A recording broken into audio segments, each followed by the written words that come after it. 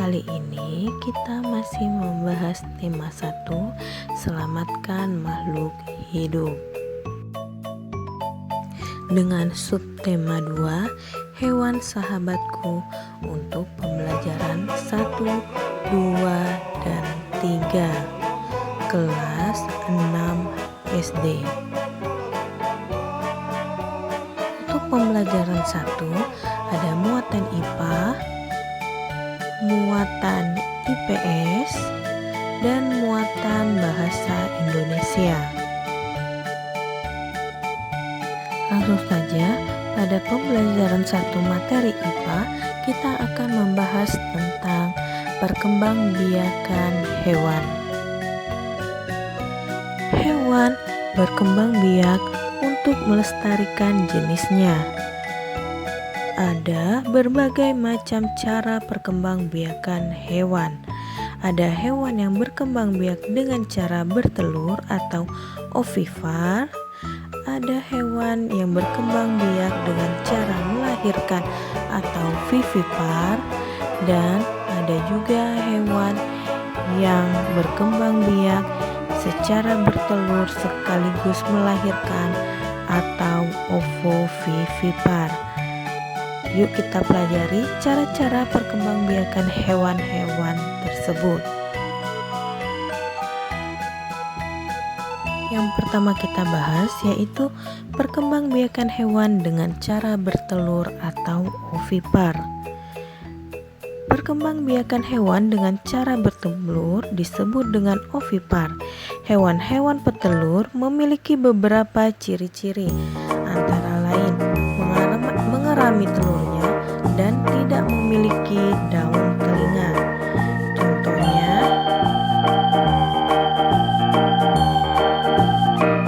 ada burung, termasuk ayam atau bangsa unggas lainnya.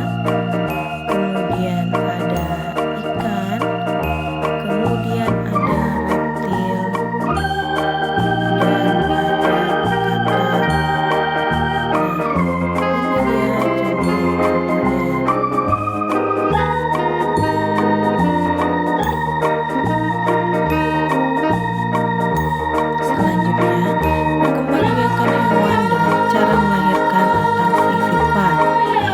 Ciri hewan-hewan yang melahirkan yaitu tubuhnya ditutupi rambut.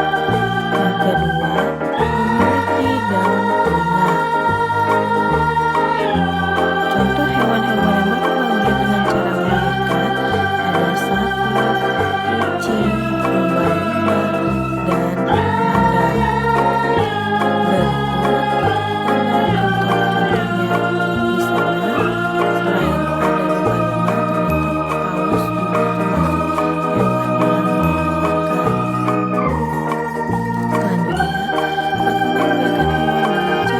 Selain sekaligus melahirkan atau ovovivipar. Di sini hewan ovovivipar tidak memiliki ciri-ciri khusus. Contoh hewan-hewan yang berkembang biak dengan cara bertelur sekaligus melahirkan antara lain ikan hiu, kuda laut, dan platypus.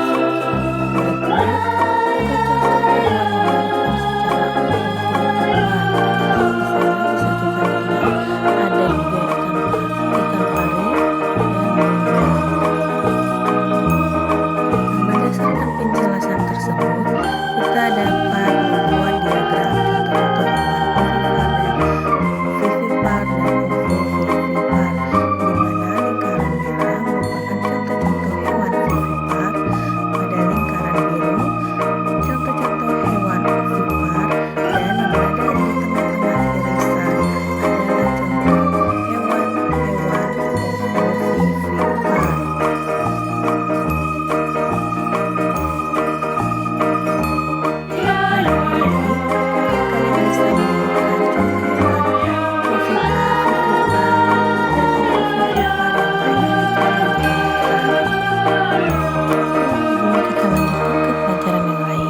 Jangan lupa di like dan subscribe ya. Oke, sekarang kita masuk ke muatan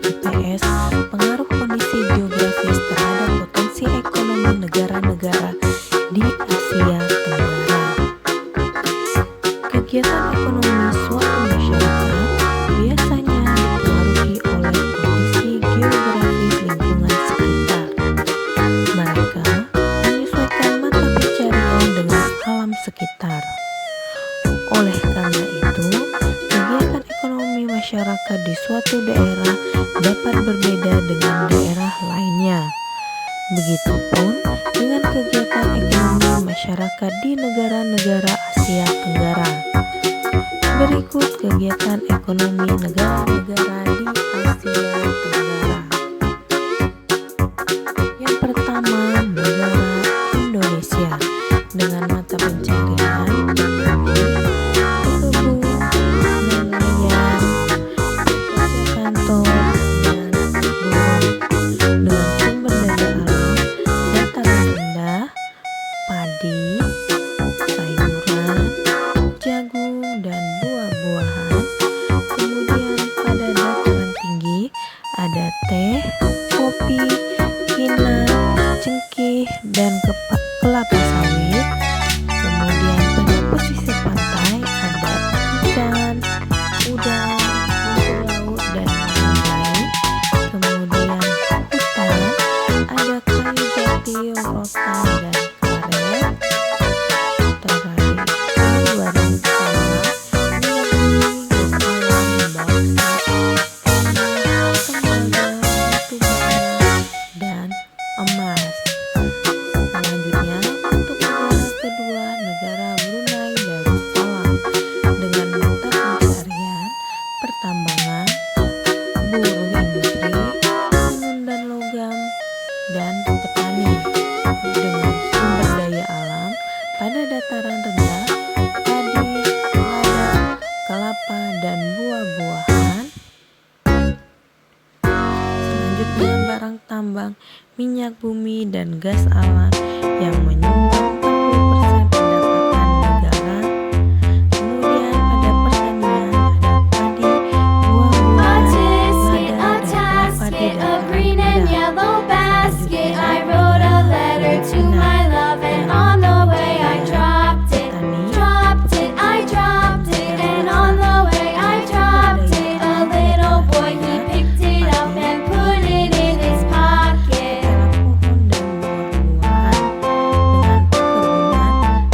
dan kelapa di dataran rendah.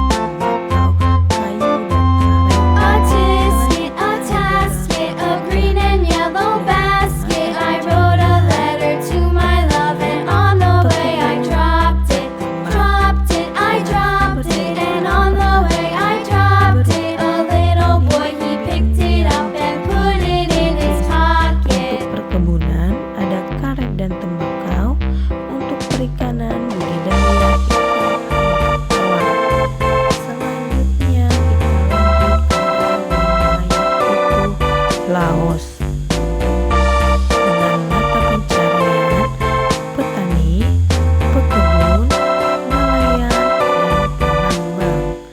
Dengan sumber daya alam berupa pertanian, padi, jagung, dan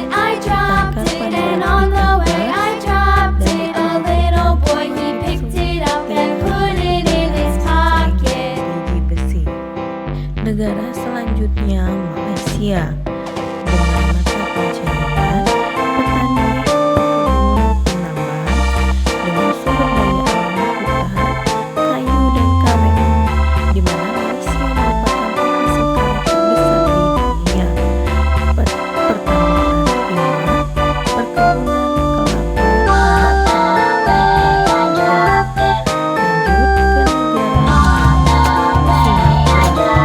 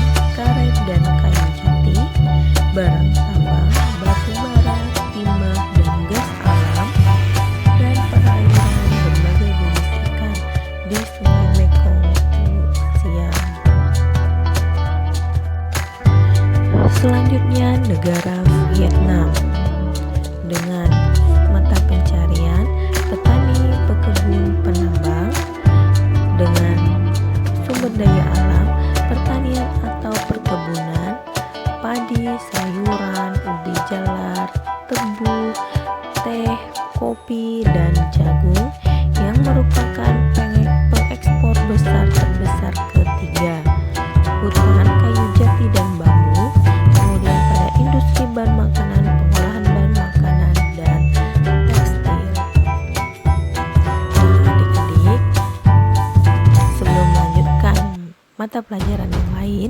Bagi kalian yang baru bergabung pada channel ini, jangan lupa like, comment, share, dan subscribe. Kita lanjutkan ke muatan bahasa Indonesia. Ide pokok dalam teks laporan. Ide pokok adalah gagasan atau masalah utama yang dibahas dalam sebuah paragraf. Ide pokok sering disebut sebagai pokok pikiran, gagasan utama, atau gagasan pokok. Ide pokok pada umumnya terdapat dalam kalimat utama. Nah, saat mendengarkan laporan secara lisan, dengarkan dengan seksama agar kamu dapat menemukan ide pokok dan isi laporan dengan jelas. Berikut contoh menemukan ide pokok. Perhatikan teks laporan berikut. Kura-kura Galapagos merupakan jenis kura-kura yang dapat dibilang besar. Panjang tubuh kura-kura Galapagos dapat mencapai 1,2 meter dengan berat sekitar 317 kg. Kura-kura ini memiliki leher panjang. Kura-kura Galapagos merupakan hewan herbivor yaitu hewan pemakan tumbuhan. Kura-kura Galapagos adalah salah satu sumber yang Nah, dari teks laporan di atas, kita dapat menemukan ide pokok laporan di mana pada teks selalu mendeskripsikan ciri-ciri hewan Galapagos. Untuk itu, ide pokok laporan tersebut adalah ciri-ciri kura-kura Galapagos.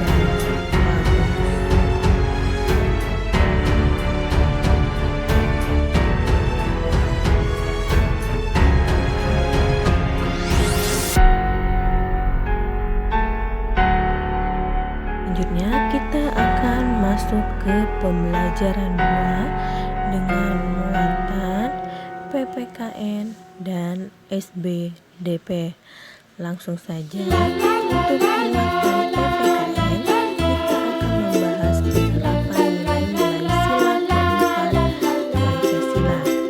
Sila keempat Pancasila berarti kerakyatan yang dipimpin oleh tingkat kebijaksanaan dalam permusyawaratan perwakilan. Sila keempat mengandung makna pemerintahan dari rakyat, oleh rakyat, dan untuk rakyat dengan cara musyawarah untuk mencapai mufakat. Musyawarah adalah suatu upaya bersama dengan sikap rendah hati untuk memecahkan persoalan guna mengambil keputusan bersama dalam menyelesaikan masalah. Nilai-nilai yang terkandung dalam sila keempat Pancasila antara lain yang pertama, mengutamakan kepentingan negara dan masyarakat. Yang kedua, tidak memaksakan kehendak kepada orang lain. Yang ketiga, mengutamakan musyawarah dalam mengambil keputusan untuk kepentingan bersama. Yang keempat, menerima dan melaksanakan hasil musyawarah dengan rasa tanggung jawab serta melaksanakan musyawarah dengan akal sehat dan sesuai dengan aturan yang berlaku. Berikut beberapa contoh sikap yang sesuai dengan nilai-nilai sila keempat Pancasila. Ada musyawarah warga dan pemilihan ketua RT. Kemudian ada diskusi kelas bersama. Contoh yang lain bisa juga musyawarah warga untuk menyampaikan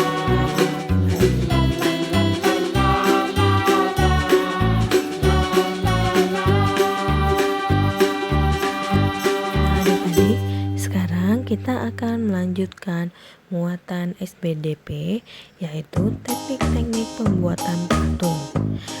Pembuatan patung disesuaikan dengan bahan yang digunakan. Ada bahan berupa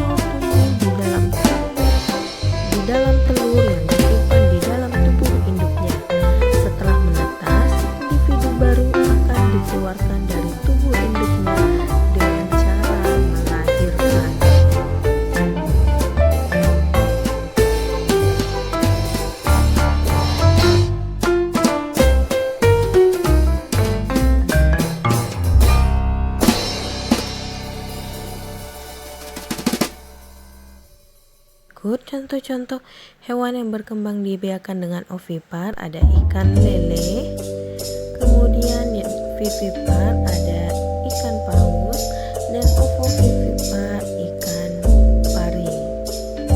Nah, selanjutnya kita masuk ke muatan bahasa Indonesia, yaitu membuat peta pikiran berdasarkan ide pokok laporan. Berdasarkan ide pokok yang ditemukan dalam sebuah laporan, kita dapat membuat peta pikiran. Dengan menggunakan peta pikiran, kita dapat dengan mudah mempresentasikan atau mengemukakan isi laporan.